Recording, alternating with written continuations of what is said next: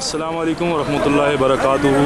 Dear trade partners, ये है फंदक मनाजिल अल अज़हर और ये तसनीफ़ फंदक की है, बिल्डिंग नहीं है ये अच्छा फंदक है और ये इनसाइड कुबरी है।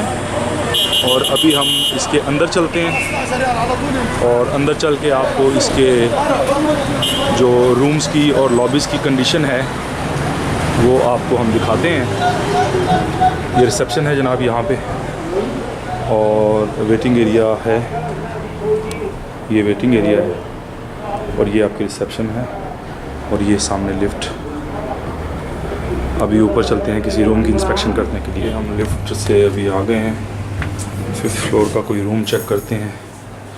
ये इसकी लॉबी है जनाब और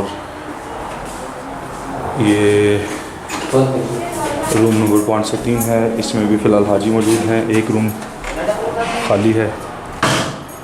माशाल्लाह जी, इस रूम की कंडीशन तो बहुत बेहतर नज़र आ रही है। ये 3 बेड का रूम है जी और ये रेडी टू सर्व है। AC, TV, fridge. वॉशरूम की कंडीशन चेक करते हैं। वॉशरूम की कंडीशन भी बेहतर है, कुशादा है।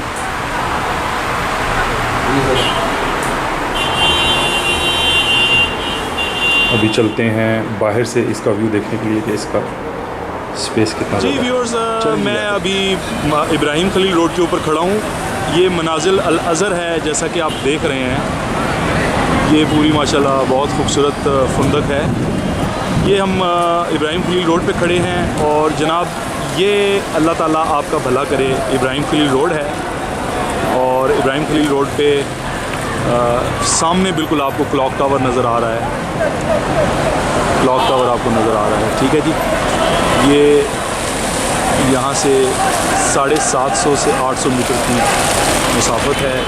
जैसा कि आपको ये नज़र आ रहा है यहाँ पे कि फंदक दारुल ईमान ग्रैंड है सामने, ठीक है।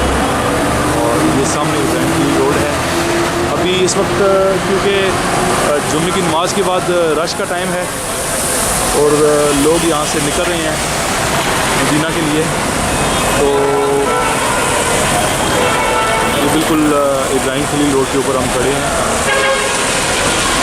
ठीक है। और वो सामने आपके कबूतर चौक